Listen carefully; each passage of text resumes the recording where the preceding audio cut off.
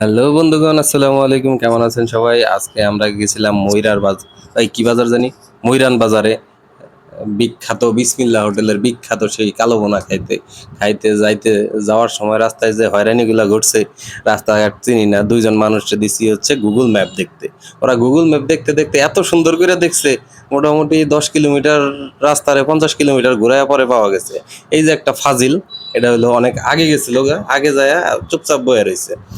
আর আমগুর লগে ভাব ধরছে যে আমরা বহুত দূর ঘুরতে ঘুরতে আইছি ঘুরে আয়া ওগুর লিগে জায়গা রাখছি, নাহলে জায়গা পাইতি না। কিন্তু এর কথা হলো বিশ্বাস করা মুশকিল, কারণ এটা একটা কালপিট। এটা হলো গিরিঙ্গি, রক্তে রক্তে গিরিঙ্গি। এই যে দেখেন আইসে আম করে নিয়ে আইসে কালা বোনা খাওয়াইতে, না খাওয়াইতেছে আলু ভর্তা।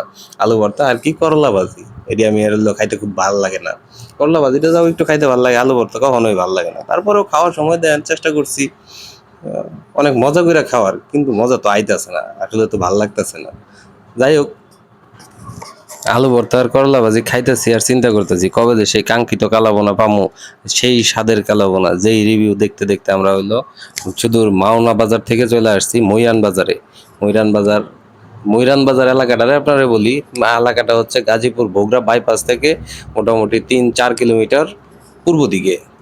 রাস্তার মেন রাস্তার সাথেই বিসমিল্লা হোটেল। রাস্তার দুই পাশে দুইটা বিসমিল্লা আছে। রাস্তার পশ্চিম পাশে যেটা আছে, পশ্চিম না, আচ্ছা যাই হোক, হাতের বাম পাশে যাইতে হাতের বাম পাশে যেটা আছে এটাই হলো অরিজিনাল বিসমিল্লা হোটেল।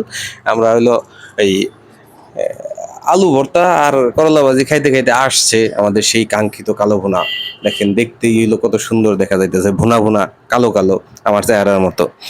কিন্তু দেখতে যতটা ভালো, খাইতে ততটা ভালো না। মোটামুটি ভালো, একবারে খারাপ বলা যাবে না, জঘন্যও বলা যাবে না।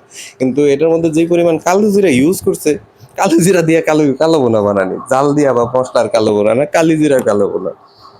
আর এদের সার্ভিস সম্পর্কে যদি বলতে যাই, নূর হোসেন মাঝে মধ্যে সার্ভিস সম্পর্কে একটা রিভিউ দেয়, কিছু কবি নাকি ক, সার্ভিসটা কি দিছিলি, কি খাওয়াইতে নিয়ে গেছিলি, কেমন সার্ভিস পাইছিলি ক।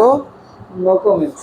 আমার বলে কোনো কমেন্টস নাই, কিন্তু ঘটনা হচ্ছে এই একটা খাইতে খাইতে আরেকটা মোটামুটি হাত শুকায় যাওয়ার অবস্থা।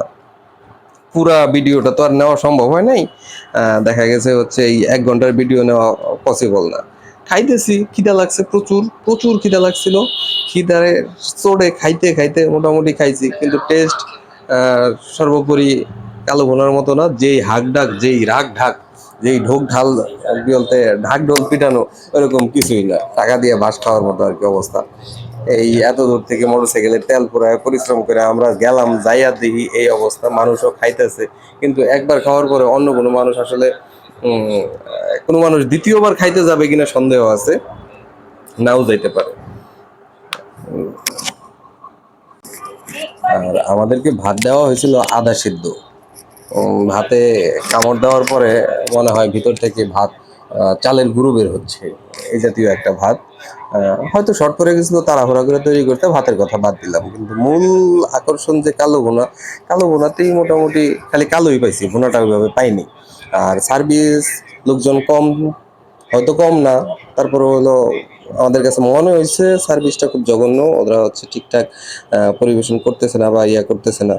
আর একটু স্পিড হলে ভালো হতো। সর্বশেষ খাওয়ার পরে দিছিল একটা দই, দইটাও কেমন জানি লাগছে, ভালো লাগে নাই। দইয়ের মধ্যে চিনিটা ঠিকঠাক মিক্স হয় নাই, কামড় দিলে চিনির দানাটা লাগা যায়।